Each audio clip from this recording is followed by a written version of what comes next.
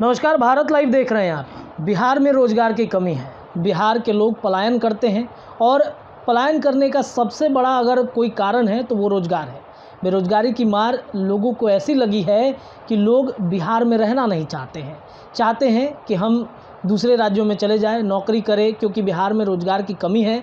नीतीश सरकार हो या फिर लालू प्रसाद यादव की सरकार हो, यानी कि 17 साल बनाम 17 साल की चर्चा चलती है और कई लोग आरोप लगाते हैं कि इन 34 सालों में सरकार ने क्या दिया। पलायन पे पलायन होता रहा। नीतीश कुमार जब आए थे बिहार में तो ये कहा था उन्होंने कि हम रोज़गार पे रोज़गार देंगे, लेकिन बावजूद इसके पलायन रुका नहीं।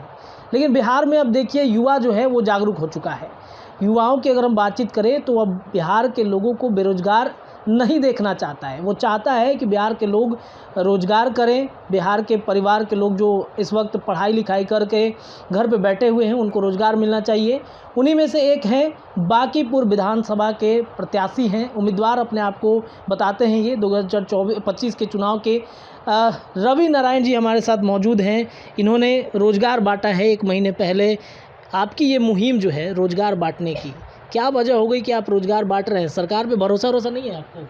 बात सरकार की नहीं, बात सबसे पहले ये है कि हमारे लोगों को रोज़गार मिले। सरकार वो काम कर पा रही है नहीं कर पा रही है, उन सब विषयों में मैं जाना ही नहीं चाहता।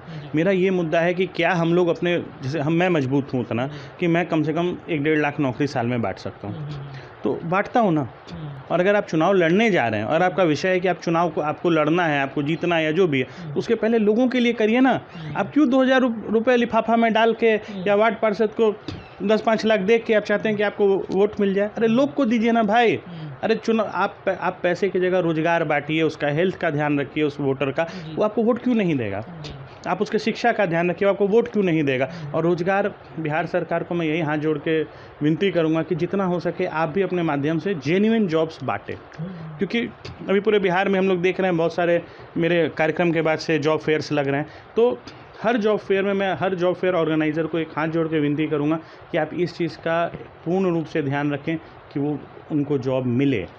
ऐसा नहीं हो कि वो भाई दिल्ली बॉम्बे जाए और वहाँ पे जाके आप फ़ोन उठाना बंद कर दे। क्योंकि कल मेरे पास एक कॉल आया कि कोई है महिला कहीं की, उन्होंने जॉब कहीं बांटा और उनको शायद जॉब नहीं मिला, कोई कॉल नहीं उठा रहा था। उन्होंने मुझे कॉल किया कि भैया मैं यहाँ मुंबई में हूँ और मुझे जॉब चाहिए। तो मैंने कहा कि ठीक है, आप किन के थ्रू गए थे? तो मैं नाम नहीं लूँगा। तो एक महिला थी, उनका नाम लिया कि भैया उनका कोई जॉब फेयर कहीं बिहार के कहीं बाहर साइड में कहीं लगा था, कोई गांव में, वहाँ से मिला। तो भैया आप कोई मेरा कॉल नहीं उठा रहा। मैंने कहा ठीक है, लाइए आप बात करिए। मैंने वहाँ पे मुंबई में हमारे पास 3 जॉब्स थे अवेलेबल, बच रहे थे कोटा में, हमने उनमें से एक में उनका करा दिया। नहीं आज तक जीत गया, उन्होंने यहाँ कुछ किया ही नहीं, तो रोज़गार होगा कहाँ से? आप बताइए यहाँ पे कितनी कंपनीज है जहाँ 2-4 नाम आप ले लें जहाँ पे रोज़गार हो 200 से ज़्यादा की संख्या का? एक कंपनी बता दें, नहीं है। तो है ही नहीं, तो जॉब कहाँ से मिलेगा? और हमारे बिहार में युवाओं में एक सबसे अच्छी बात ये आई है कि हमारा ज़्यादा से ज़्यादा युवा पढ़ा लिखा निकल रहा है। ऐसे इंटीरियर गांव में भी चले जाएं, वहाँ भी लड़का मिनिमम ग्रेजुएशन या 12th तो कर ही रहा है, तो वो पढ़ रहा है, ये बहुत अच्छी बात है। कितना विश्वसनीय है? क्योंकि कई लोग आरोप ये भी लगाएंगे कि आपने तो दे दिया, वहाँ पे भेज दिया, लेकिन कंपनी जॉब पे नहीं रख रही है।